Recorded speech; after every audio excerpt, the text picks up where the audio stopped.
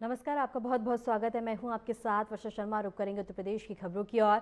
रुक करेंगे बड़ी खबर की ओर। गोरखनाथ मंदिर पहुंचे हैं सीएम योगी आदित्यनाथ और इसके साथ ही गोरखनाथ मंदिर में उन्होंने दर्शन और पूजन किया।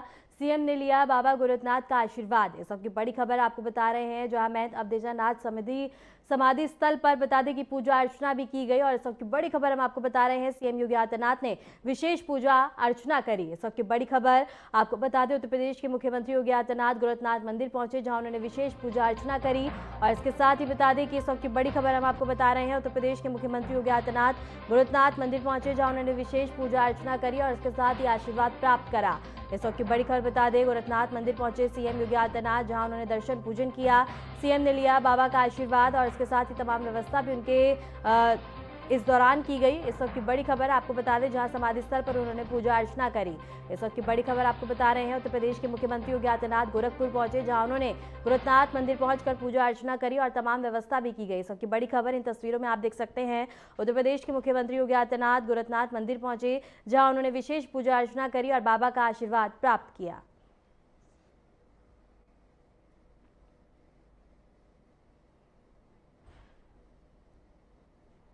उत्तर प्रदेश के मुख्यमंत्री योगी आदित्यनाथ गोरखपुर पहुंचे और राजेंद्र नगर में दिवंगत प्रोफेसर यूपी सिंह के आवास पर जाकर उन्हें श्रद्धांजलि अर्पित की। मुख्यमंत्री ने उनके पार्थिव शरीर पर श्रद्धासुमन अर्पित करी और स्वर्गीय प्रोफेसर सिंह के प्रति अपनी संवेदनाएं व्यक्त करी। मुख्यमंत्री ने बता दें कि परिजनों से मुलाकात कर उन्हें ढास बांधा और दिवंगत आत्मा की शांति के लिए प्रार्थना भी की। सीएम योगी ने कहा कि प्रोफेसर सिंह का जीवन आदर्श और प्रेरणादायी था और उन्होंने शिक्षा के क्षेत्र में नई ऊंचाइयों को छुआ और समाज हित के कार्यों में हमेशा अग्रणी भूमिका निभाई। मुख्यमंत्री के साथ प्रशासनिक और स्थानीय जनप्रतिनिधि भी मौजूद रहे। जहां बता दें कि प्रोफेसर यूपी सिंह पूर्वांचल विश्वविद्यालय के पूर्व कुलपति रह चुके थे और शिक्षा जगत में उनके योगदान को हमेशा याद किया जाएगा।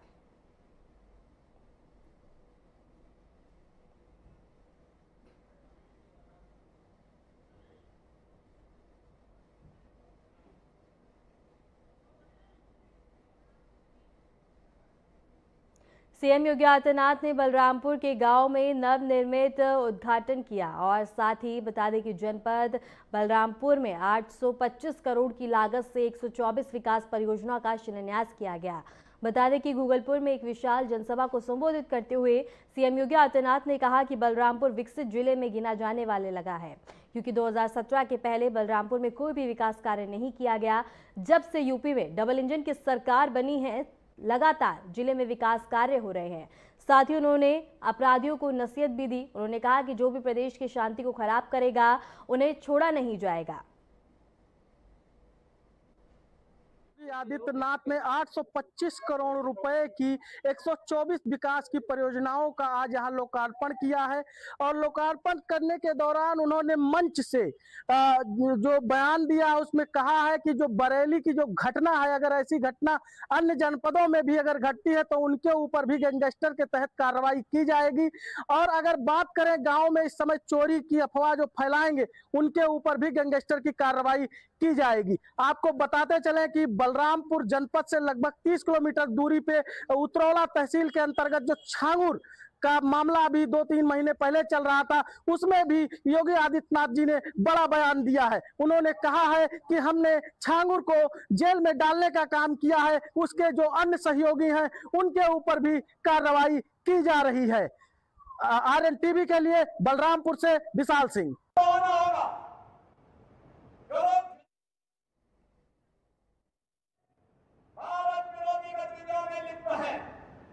हिंदू विरोधी गतिविधियों में लिप्त है।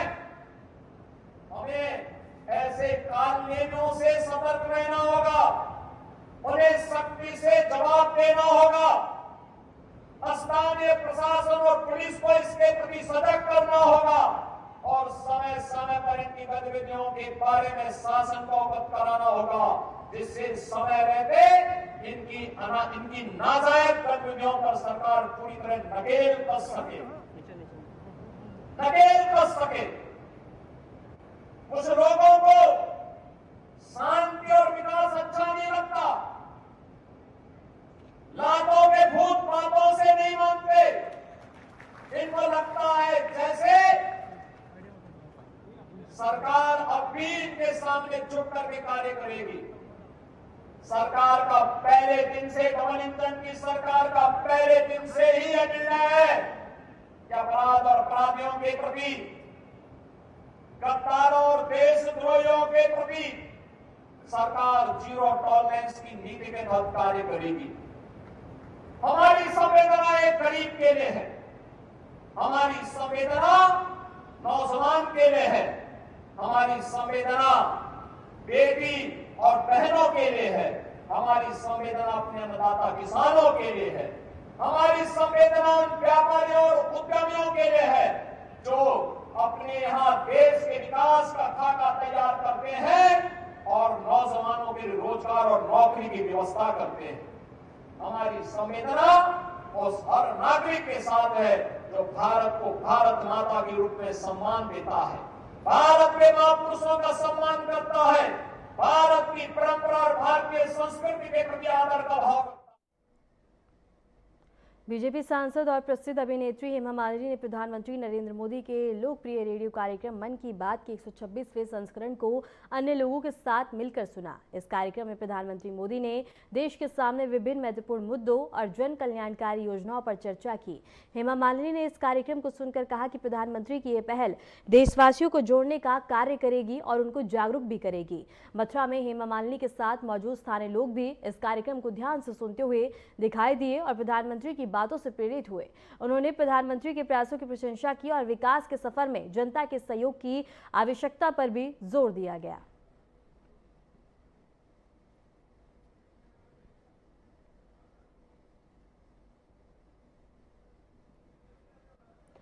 ग्रेटर नोएडा में ग्रेनू प्राधिकरण में बता दें कि ग्रुप और यूनिफाइड कॉम एसोसिएशन की अहम बैठक संपन्न हुई, जिसमें बता दें कि फंसी हुई बिल्डर परियोजनाओं को पटरी पर लाने और निवेशकों को उनका हक दिलाने के प्रयासों को लेकर व्यापक चर्चा बैठक में की गई। बैठक में यह निर्णय लिया गया कि ग्रुप और अर्थ टाइल्स एसोसिएशन मिलकर काम करेंगे ताकि फंसी हुई परियोजना फिर से शुरू हो सके और निवेशकों को उनके अधिकार दिलाए जा सके। इसके साथ ही विशेष रूप से 47.5 एकड़ में बनने वाले अर्थ प्रोजेक्ट्स को लेकर चर्चा हुई, जिसमें एक दर के रुके हुए प्रोजेक्ट को दोबारा से शुरू करने की योजना भी शामिल है। इसके साथ ही ग्रेनू और नोएडा प्राधिकरण का करोड़ रुपए का बकाया भी इस प्रक्रिया में जमा होने की उम्मीद है, जिससे परियोजना को गति भी तेजी से मिलेगी।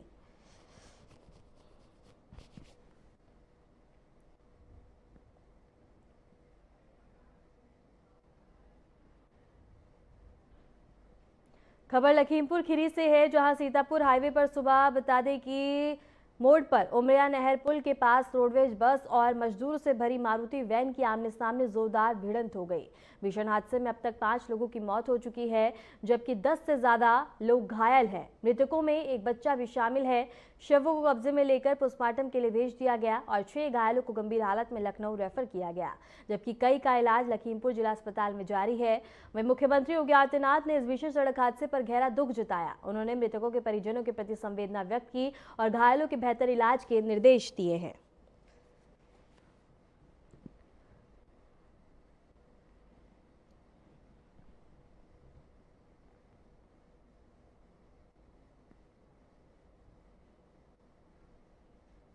फिलहाल रुकते एक छोटे से ब्रेक के लिए, बने रहे हमारे साथ।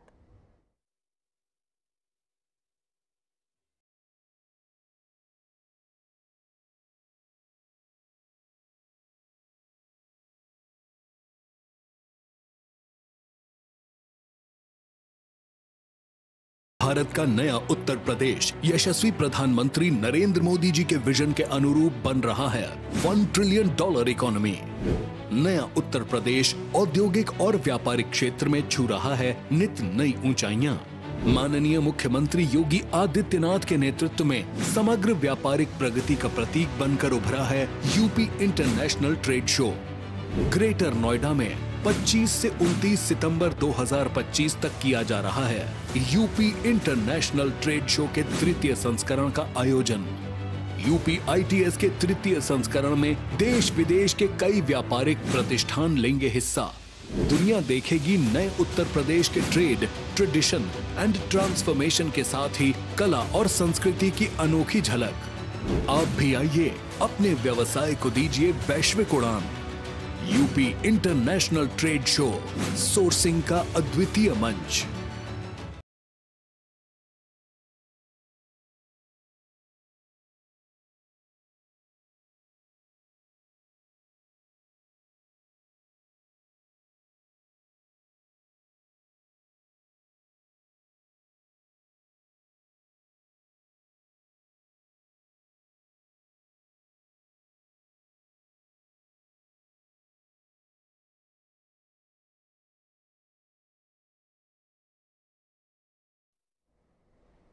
ब्रेक के बाद स्वागत है। खबरों में आगे बढ़ते हैं। वाराणसी में एक बार फिर से बुलडोजर एक्शन देखने को मिला है। प्रशासन ने बता दें कि कचहरी तक बन रही 4 लेन सड़क के लिए रास्ते में आ रहे अतिक्रमण पर बड़ी कार्रवाई की है। ये कार्रवाई कैंट थाना क्षेत्र के कचहरी चौराहे के पास की गई, जहां 1 दर्जन से अधिक मकान और दुकान तोड़ दिए गए। इन सभी पर पहले से ही अतिक्रमण हटाने का नोटिस दिया जा चुका था। प्रशासन का कहना है कि संबंधित लोगों को पहले ही मुआवजा दिया जा चुका था, लेकिन उसके बावजूद भी उन्होंने स्वच्छता से अतिक्रमण नहीं हटाया, जिसके बाद यह कदम उठाया गया है।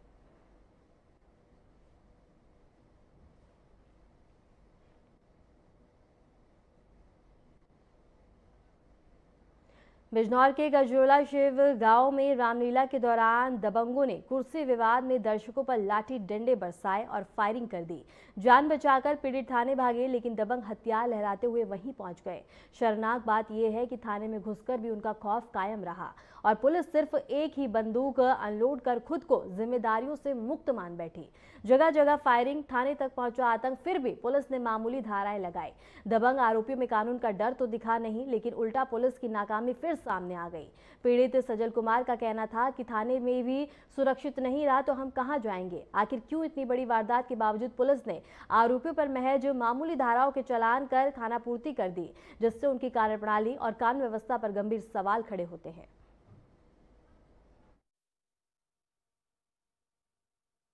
जी, हम अपने गांव गजरोला अचपल में रामलीला देख रहे थे। तो वहाँ पे एक गजेंद्र नाम का आदमी वे आए, उन्होंने मुझसे गाली गलौज करी। मैं वहाँ पर रामलीला देख रहा था, तो उन्होंने मेरे सर में गंडासे से वार करा। तो मैं वहाँ से, मुझे गांव वालों ने किसी तरह बचाया। उनके साथ और भी लोग वहाँ पे मौजूद थे, वे गाली गलौज कर रहे थे वहाँ पे। तो अतुल नायक, उन्होंने मेरे ऊपर फायरिंग मारी बंदूक से। तो मुझे गांव वालों ने किसी तरह बचाया। हम थाने जा रहे थे तो उन्होंने हमारा पीछा करा थाने तक, और वहाँ पे हमें पुलिस वालों ने बचाया। उनकी बंदूक छीनी, उनसे काट। क्या बंदूक करते करते तुम्हारा पीछा करे बंदूक से? हाँ जी, वहाँ उनके पास बंदूक थी, फिर हमारा बंदूक से पीछा कर रहे थे। तो हमें वहाँ पे पुलिस वालों ने बचाया। उनकी बंदूक से कारतूस निकाल लिए, उनसे बंदूक छीन ली, और पुलिस वालों ने हमें बहुत मुश्किल से वहाँ पे। ये बंदूक कहाँ छीनी और कहाँ कारतूस निकाले? बिजलपुर के जानपुर गांव में अवैध शराब की सूचना पर आबकारी टीम पर महिलाओं ने हमला किया, जिसमें एक दरोगा की वर्दी फाड़ दी गई। टीम ने मौके से देशी शराब और नकदी बरामद की। ग्रामीणों ने बताया कि आरोपी महिलाएं शराब बेचती हैं और विरोध करने वालों को धमकाती हैं। पुलिस ने मामला दर्ज कर पूरे मामले की जांच पड़ताल शुरू कर दी है।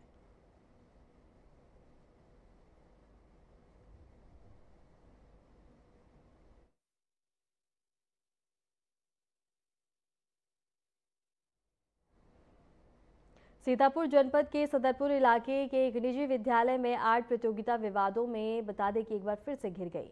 बताया जा रहा है कि विद्यालय प्रबंधन द्वारा बच्चों से आई लव मोहम्मद लिखवाया गया, जिसे लेकर मामला बता दें कि तूल पकड़ता हुआ नजर आया। घर लौटते बच्चों ने यह बात अपने अभिभावकों को बताई, जिसके बाद राष्ट्रीय बजरंग दल और विश्व हिंदू परिषद हरकत में आए और थाने में तहरीर दी। पुलिस ने तहरीर के आधार पर विद्यालय प्रबंधन समेत 3 लोगों के खिलाफ समाज में तनाव फैलाने और बाल कानून की धाराओं में एफआईआर दर्ज की। पूरे मामले ने क्षेत्र में तनाव का माहौल पैदा कर दिया है।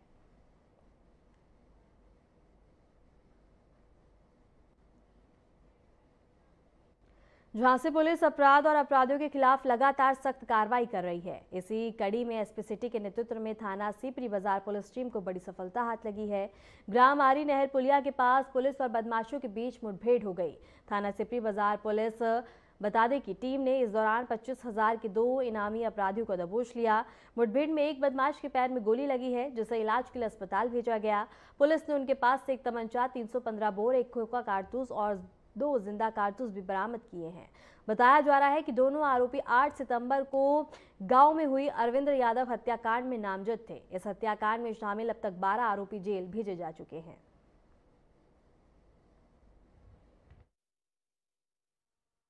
थाना सीपरी बाजार गश्त कर रही थी, उसी दौरान एक मुखबिर ने सूचना दी कि आपके यहाँ विगत दिनों एक हत्या के वांछित इस समय आरी नहर पटरी पर पुलिया के पास मौजूद हैं।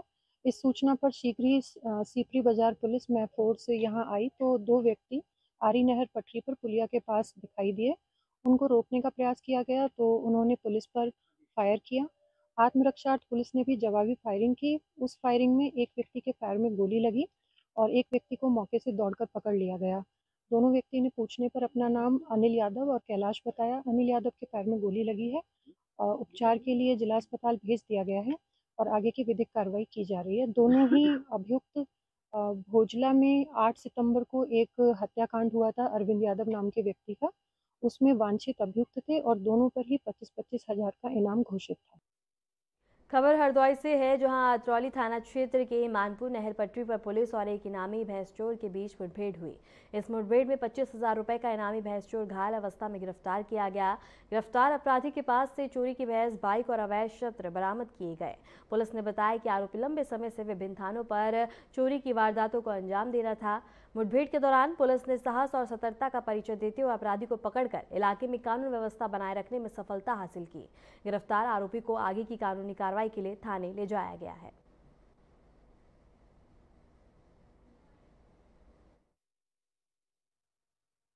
मुखबिर की सूचना पर थाना क्षेत्र के मानपुर नहर पटरी पर इनामिया पशु चोर से मुठभेड़ हुई, जिसमें बदमाश द्वारा पुलिस बल पर जान से मारने की नीयत से फायर किया गया।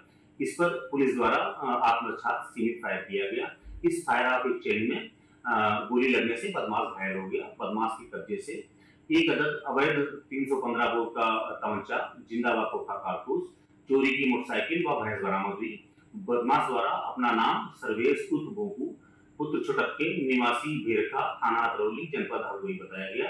पुलिस द्वारा तत्काल घायल बदमाश को उचित उपचार हेतु सीएसपी भरावन रवाना किया गया। इस मुठभेड़ में प्रभारी निरीक्षक अतरौली भी घायल हुए हैं। फॉरेंसिक टीम द्वारा मौके पर पहुंचकर निरीक्षण घटनास्थल किया गया। अन्य आवश्यक वैधानिक कार्रवाई प्रस्तुत।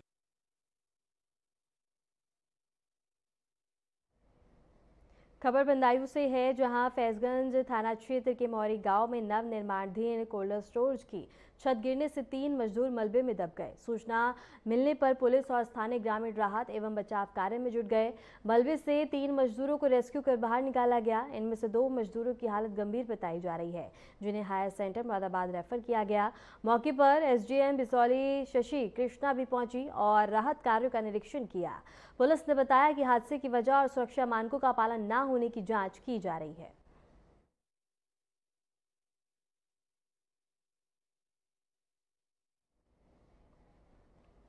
जनपद बदायूं में नवरात्रि के अवसर पर भगवान राम की भव्य बारात निकाली गई। कोतवाली सदर के मंदिर से शुरू हुई यह बारात बता दें कि पाथिक चौक, काली सड़क, नेहरू चौक, गोपी चौक होते हुए रामलीला ग्राउंड पर समापन हुई।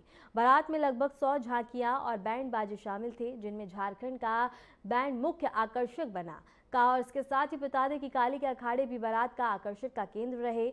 बारात के रास्ते पर नगर पालिका अध्यक्ष द्वारा कालीन बिछाए गए थे, ताकि भगवान राम की बारात भव्य रूप से प्रस्तुत हो सके। सुरक्षा के दृष्टिगत भारी मात्रा में पुलिस और पीएसी तैनात की गई और बारात वाले मार्ग पर वाहनों का आवागमन बंद कर दिया गया। जगह जगह व्यापारी, जनप्रतिनिधि और आम लोग राम बारात का भव्य स्वागत करते हुए नजर आए।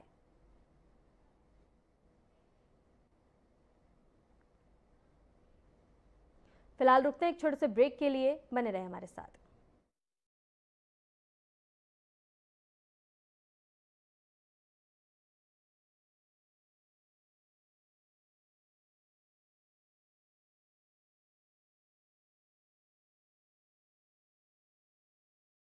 2047 में कैसा होगा विकसित भारत का विकसित उत्तर प्रदेश? क्या आप चाहते हैं कि कृषि क्षेत्र में नवाचार और पशुधन की समृद्धि से बढ़े अन्नदाता की आमदनी, गांव-गांव तक पहुंचे चौड़ी सड़कें, हवाई यात्रा के लिए किसान की जेब में हो पैसे, विश्व स्तरीय शिक्षा और वर्ल्ड क्लास इलाज, बढ़े उद्योग, रोजगार, नौकरी और अपना व्यापार, रिन्यूएबल और ग्रीन एनर्जी हो यूपी में फुल, ताकि कभी न हो बत्ती गुल। डीप टेक, एआई और इलेक्ट्रॉनिक संसाधनों का बिछे जाल, सांस्कृतिक धरोहर का पुनर्जागरण और गौरव काल। क्या आप चाहते हैं ऐसा उत्तर प्रदेश? अगर हाँ, तो उठाइए मोबाइल, क्यूआर कोड को स्कैन करें और पोर्टल samarthuttarpradesh.up.gov.in पर लिखकर या बोलकर दर्ज कराएं सुझाव। आपके सुझाव से बनेगा विकसित यूपी का रोड मैप और मूल्यवान सुझाव देने वाले किए जाएंगे सम्मानित, क्योंकि आपकी राय विकसित यूपी बनाए।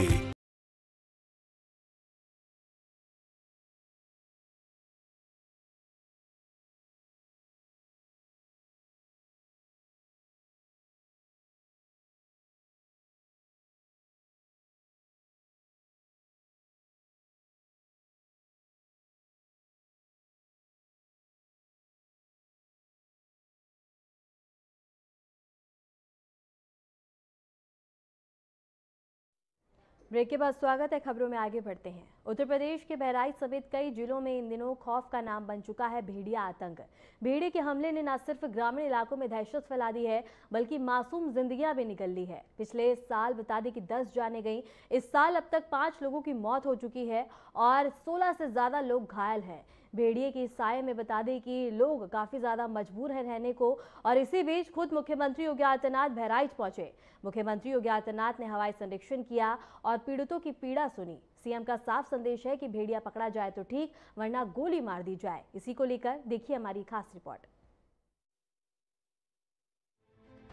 उत्तर प्रदेश के बहराइच की तस्वीर किसी हॉरर फिल्म से कम नहीं लगती। घने जंगलों के बीच बसे गांव, मासूम बच्चों की खिलखिलाती हंसी और अचानक सुनाई देती चीखें, क्योंकि यहाँ आतंक का दूसरा नाम बन चुका है भेड़िया। पिछले साल 10 ग्रामीण इस खूंखार शिकारी का शिकार बने थे। 60 से ज्यादा लोग घायल हुए। इस साल अभी तक 5 लोग अपनी जान गंवा चुके हैं और 16 से ज्यादा लोग घायल हैं। गांव के हर कोने में दहशत का साया है। बच्चे स्कूल जाने से डर रहे हैं, औरतें खेतों में अकेले जाने से हिचक रही हैं। शाम ढलते ही गांव की गलियां वीरान हो जाती हैं, क्योंकि कोई नहीं जानता कि अगला शिकार कौन होगा। वन विभाग की तमाम कोशिशों के बावजूद अब तक सिर्फ एक भेड़िया पकड़ा गया है, जबकि ग्रामीणों का कहना है कि कई भेड़िए खुलेआम घूम रहे हैं। पिछले साल 5 भेड़िए पकड़ में आए थे, लेकिन आतंक थमा नहीं है। इसी बीच मुख्यमंत्री योगी आदित्यनाथ ने बहराइच का हवाई सर्वेक्षण किया। सीएम ने पीड़ित परिवारों से मुलाकात की, उनका दर्द सुना, बच्चों को चॉकलेट और ग्रामीणों को राहत सामान बांटा। ग्रामीणों ने जब अपनी आप बीती सुनाई तो मुख्यमंत्री ने तुरंत आश्वासन दिया, सरकार हर पीड़ा में आपके साथ खड़ी है। लेकिन साथ ही मुख्यमंत्री ने अफसरों को 2 टूक आदेश दिए, जहां उन्होंने कहा कि भेड़िया पकड़ा जाए तो ठीक, वरना गोली मार दी जाए। मुख्यमंत्री के इस बयान ने ग्रामीणों के मन में नई उम्मीद जगाई। लोगों को भरोसा है कि अब सरकार उनकी सुरक्षा के लिए सख्त कदम उठाएगी। लेकिन सवाल यही है कि क्या सच में जंगल और इंसान के बीच ये जंग अब थमेगी? क्या इंसान फिर से बेखौफ होकर खेतों और सड़कों पर निकल पाएगा, या फिर आने वाले दिनों में यह खूंखार शिकारी और भी ज्यादा जिंदगियां निगल लेगा? हमारी सरकार ने मानव वन्य जीव संघर्ष को आपदा की श्रेणी में रख करके ऐसे पीड़ित परिवारों को सरकार की सहायता के दायरे में लाया है, और उन परिवारों को जो अपने परिवार के सदस्य को खोए हैं, उन्हें हम सरकार की तरफ से 5 लाख रुपए की सहायता देते हैं। ऐसे वन्य जीवों से बचाव के लिए प्रभावी कदम भी उठाए जाते हैं। घायलों का उपचार और उन्हें भी आर्थिक सहायता प्रदान की जाती है। भेड़िया पकड़ में आता है, ठीक है, नहीं तो वन विभाग की टीम शूटर बुला करके उसको मारने की कार्रवाई भी करे।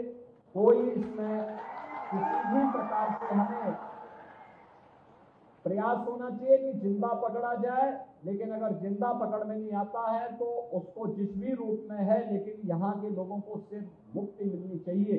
ये अनिवार्य रूप से वन विभाग की टीम को करना होगा, और आज इसीलिए मैं अपनी संवेदना व्यक्त करने के लिए आपके बीच में यहाँ पर आया हूँ। बहनों और भाइयों, ये डबल इंजन की सरकार आपके साथ में है, आपकी पीड़ा में, आपके कष्ट में सदैव आपके साथ खड़ी है और हर प्रकार का सहयोग आपको करेगी। इसके साथ ही जो लोग घायल हुए हैं, उन सभी घायलों को भी प्रशासन उनके उपचार की व्यवस्था, और उन परिवारों को भी मेरी ओर से 50-50 हजार रुपए की सहायता उन्हें उपलब्ध करवाने में तत्काल कार्रवाई कर दें। स्थानीय सांसद और स्थानीय विधायक के माध्यम से सहायता उन पीड़ित परिवारों को। फिलहाल के लिए उत्तर प्रदेश की खबरों में इतना ही। नमस्कार।